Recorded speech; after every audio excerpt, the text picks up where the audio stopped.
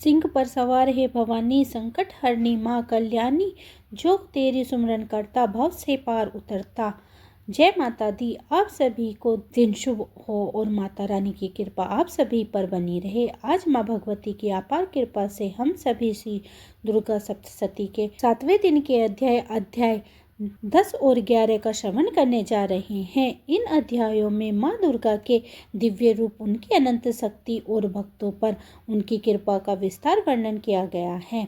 माँ की शक्ति अजय है और जो भक्त श्रद्धा से उनका नाम लेते हैं उनके सभी संकट कट जाते हैं। आइए हम सब मिलकर आज के अध्यायों का श्रवण करेंगे। आज जो भी श्रद्धा और भक्ति से इन पावन पाठों को सुन रहा है उसके जीवन में हे मां जगदम्बा समस्त दुख भय और कष्ट दूर करके उन्हें बल बुद्धि साहस और सुख समृद्धि प्रदान करें। माँ आपका आशीष से उनके जीवन में नई ऊर्जा और सकारात्मक बनी रहे। आपके चरणों में अटूट श्रद्धा रखने वाले भक्तों को सदा आपकी अनुकंपा प्राप्त होती रहे। जय माता दी। मैं अर्धनारीश्वर के विग्रह के निरंतर शरण लेती हूँ। उनका वन बंदूक पुष्प और स्वर्ण के समान रक्त पीत मिश्र है। वह अपनी भुजाओं में सुंदर अक्षयमाला, पास, अंकुश और वर मुद्रा धारण करते हैं। अर्धचंद्र उनका आभूषण है और वह तीनों नेत्रों से सुशोभित है। ओम नमः चंडिकाय। 10वें अध्याय में शुंभ के वध का वर्णन किया गया है। मेघा ऋषि कहते हैं, राजन, प्राणों के समान प्रिय अपने भाई नृशुंभ को सेना सहित मरा हुआ देखकर शुंभ कुपित होकर बोला, हे दुर्गा, तुम अपने बल का गर्व न करो। तुम दूसरों के बल पर युद्ध करती हो और अपने पराक्रम का अभिमान करती हो। देवी ने उत्तर दिया, अरे दुष्ट, मैं अकेली हूँ, संसार में मेरे समान दूसरी कौन है। देख ही मेरी शक्तियाँ मुझ में ही लीन हो जाती हैं। देवी के यह कहते ही ब्राह्मणी आदि सभी शक्तियाँ देवी के शरीर में लीन हो गई। केवल एक अंबिका रह गई। देवी बोली, मैं अपनी शक्तियों से अनेक रूपों में विद्वान हूँ। अब उन रूपों को समेटकर अकेली खड़ी हूँ। तू स्थिर होकर युद्ध कर। ऋषि बोले। उसके बाद देवता और असुरों को देखते ही देखते देवी और शुंभ दोनों का युद्ध होने लगा। उन दोनों के तीक्ष्ण बाण और भयंकर अस्त्र से सब लोगों को भयभीत करने वाला महायुद्ध हुआ। अंबिका ने जो सैकड़ों दिव्य अस्त्र चलाए उसे दैत्यराज शुंभ ने अपने अस्त्रों से काट डाला। शुंभ ने जिस अस्त्रों का प्रहार किया उनको देवी ने हुंकार कर अन्यस्त्र तोड़ डाला। शुंभ ने कुपित होकर अपने सैकड़ों बाणों से देवी को ढांप दिया। देवी ने क्रूर होकर अपने बाणों से उसका धनुष काट डाला। जब धनुष कटकर गिर पड़ा तब उसने एक शक्ति उठाई। देवी ने उसे भी चक्र से काट दिया। तब दैत्य शुंभ ने चमकती हुई ढाल तलवार लेकर देवी की ओर दौड़ा। देवी ने उसे तीक्ष्ण बाणों से सूर्य की किरणों के समान चमकती हुई उसकी ढाल तलवार को काट डाला। उसके सारथी और घोड़े को भी मार डाला और उसका धनुष भी काट डाला। तब वह मुग्दर लेकर देवी को मारने दौड़ा। देवी ने उसके मुग्दर को भी तीक्ष्ण बाणों से काट कर गिरा दिया। तब वह घुसा तानकर बड़े वेग से दौड़ा। उसने देवी की छाती में घुसा मारा और देवी ने उसकी छाती में थप्पड़ लगाया। थप्पड़ लगते ही दैत्यराज शुंभ पृथ्वी पर गिर पड़ा और शीघ्र ही फिर खड़ा हुआ। फिर वह देवी को उठा उछलकर आकाश में खड़ा हो गया। वह भी देवी निराधार हो शुंभ के साथ युद्ध करने लगी। आकाश में देवी और शुंभ का बाहु युद्ध देखकर सिद्ध और मुनियों का बड़ा आश्चर्य हुआ। चंडिका ने बड़ी देर तक आकाश में उसके साथ युद्ध करके उसके ऊपर उछलकर घुमाया और पृथ्वी पर फेंक दिया। वह दुष्ट पृथ्वी पर गिरकर फिर खड़ा हो गया और घुसा तानकर बड़े वेग से देवी को मारने दौड़ा। देवी ने दैत्यराज शुंभ को आते हुए देखा।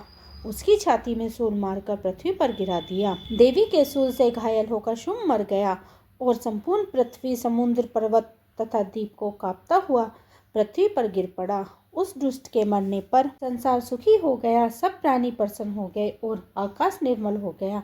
पहले जो उत्पात होते थे वे सब मरने पर शांत हो गए। उल्कापात मिट गया। नदियाँ अपने मार्ग से बहने लगी। देवता प्रसन्न हो गए और गंधर्व मधुर स्वर में गाने लगे। बाजे बजने लगे। अप्सराएं नाचने लगी। शीतल वायु चलने लगी और सूर्य की किरणें निर्मल हो गई। उसके मरने पर यज्ञ की अग्नि फिर से जलने लगी। दिशाओं में जो हाहाकार मचा हुआ था वह शांत हो गया।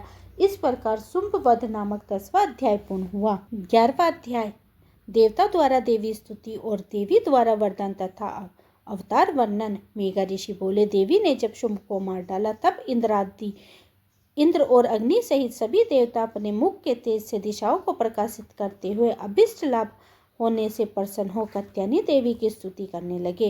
हे देवी, हे शरणागत का दुख नष्ट करने वाली प्रसन्न हो और संसार की माता प्रसन्न हो। हे संसार की ईश्वरी प्रसन्न हो, जगत की रक्षा करो। तुम चराचर की ईश्वरी हो, जगत का एकमात्र आधार हो, क्योंकि तुम ही पृथ्वी रूप धारण कर स्थिर हो तथा हे अनुपम शक्ति से युक्त देवी, जल रूप होकर तुम ही सारे संसार में व्यापक हो। हे देवी, तुम अतुल पराक्रम वाली वैष्णवी शक्ति होकर जगत का पालन करती हो और तुम ही महामाया हो। तुमने संपूर्ण संसार मोहित कर रखा है।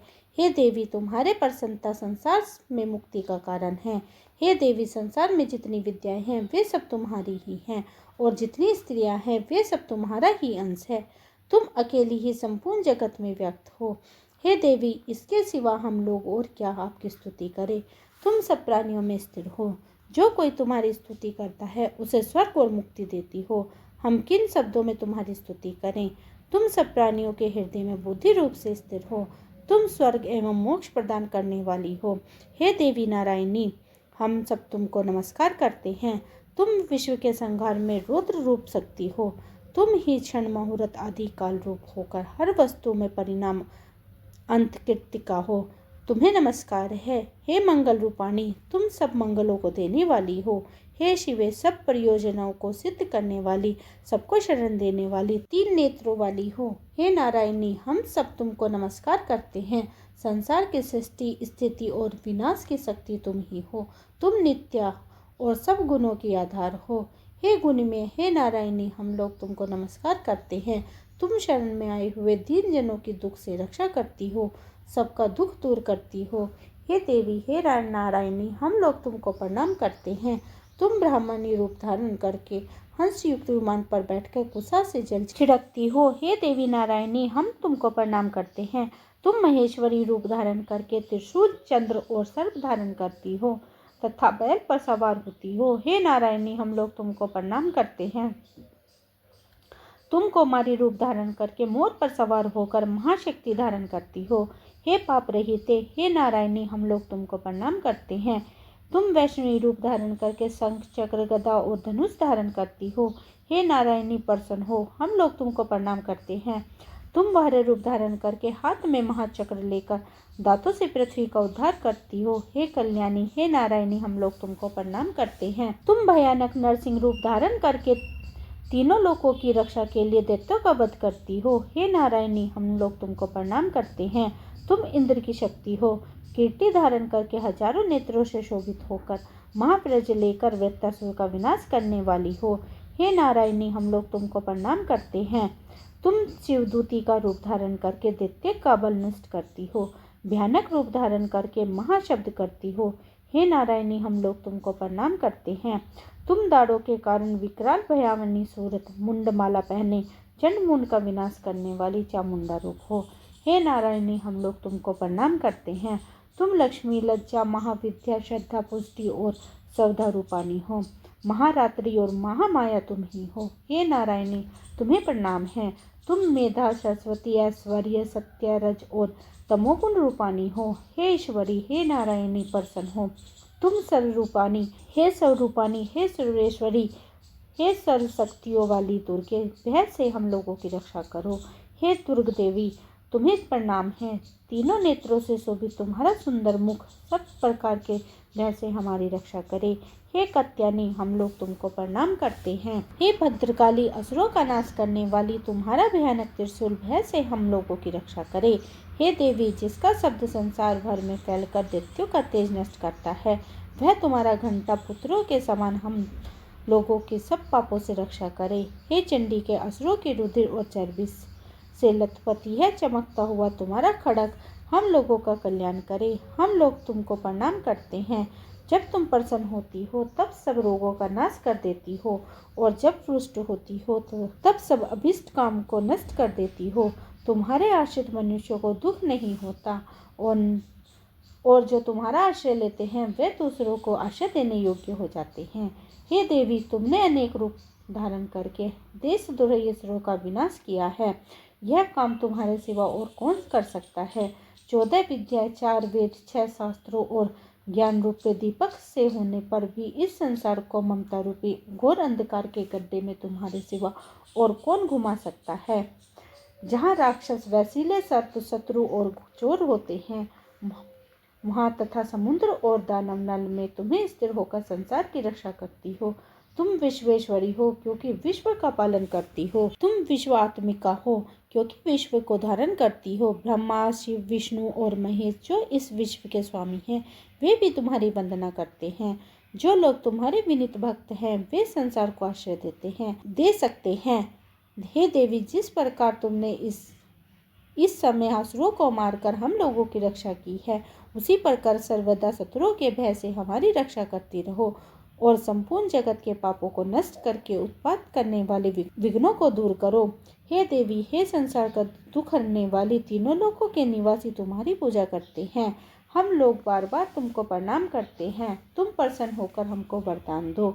देवताओं की यह स्तुति सुनकर देवी ने कहा, हे देवताओं, तुम जो वर मांगो चाहो वह मांगो, मैं तुमको दूंगी। उससे तुम लोगों का और संपूर्ण जगत का उपकार होगा। देवताओं ने कहा, हे विश्वेश्वरी, जैसे इस समय तुमने हमारे शत्रुओं को मारकर तीनों लोगों के सब बाधाएं शांत की है, वैसे ही सद्या हमारे शत्रुओं का विनाश करती रहो। देवी ने कहा, वैश्यवत मान्यवंतर में जब 28वां युग आएगा, तब महाअसुर शुंभ और निशुंभ फिर जन्म लेंगे। तब मैं नंदगोप के घर में यशोदा के गर्भ से फिर जन्म लूंगी और उन दोनों का विनाश करके विंध्याचल पर निवास करूंगी। उसके बाद फिर अत्यंत भयानक रूप से पृथ्वी पर अवतार लेकर विपरीचित असुरों को मारूंगी। उन विपरीचितों का भक्षण करते करते मेरे दांत अनार के फूल के समान लाल हो जाएंगे। स्वर्ग के देवता और मृत्युलोक के मनुष्य मेरी स्तुति करेंगे और मुझे रक्तदंतिका कहेंगे। इसके बाद एक ऐसा समय आएगा जब 100 वर्षों तक वर्षा नहीं होगी। तब मुनि लोग जल के लिए मेरी स्तुति करेंगे। तब मेरे बिना योनि के अवतार होगा। फिर मैं 100 नेत्रों से मुनियों को देखूंगी। तब सब लोग मुझे शताक्षी कहेंगे। हे देवता, जब तक वर्षा नहीं होगी तब तक मैं अपनी देह से शाक उत्पन्न करके संसार का भरण पोषण करूंगी। तब मैं शाकुम्भरी के नाम से संसार में व्याख्यात हो जाऊंगी। उसी समय दुर्ग नामक महाअसुर को भी मारूंगी। तब मेरा नाम दुर्गा होगा। इसके बाद मैं भयानक रूप धारण करके मुनियों की रक्षा के लिए हिमालय पर्वत पर राक्षसों का भक्षण करूंगी। तब मुनि लोग विनम्र होकर मेरी स्तुति करेंगे। तब मेरा नाम भीमा होगा। फिर जब अरुण नामक दैत्य तीनों लोकों में उपद्रव करेगा, तब मैं असंख्य भौरों की भांति रूप धारण करके तीनों लोकों के हित के लिए उस महासुर का वध करूंगी। तब लोग मुझे भ्रमरी कहेंगे और तुम मेरी स्तुति करेंगे। इस प्रकार जब जब दानव उपद्रव करेंगे, तब तब मैं अवतार लेकर उन शत्रुओं का संहार करूंगी। इस प्रकार देवी सूक्त नामक 11वां अध्याय संपूर्ण हुआ। प्रेम से बोलिए जय माता दी, जय हो जगदम्बा भवानी। ये थी आज की वीडियो। उम्मीद करती हूँ आज की वीडियो आपको पसंद आई होगी। वीडियो पसंद आई है तो वीडियो को लाइक करें और ज़्यादा से ज़्यादा भक्तों में शेयर करें। और अगर चैनल पर पहली बार आए हैं तो चैनल को सब्सक्राइब किए बिना मत जाना और कमेंट बॉक्स में लिखे जय माता दी। मिलती हूँ एक और नई वीडियो के साथ। तब तक के लिए हरे कृष्णा, हरे राधे राधे।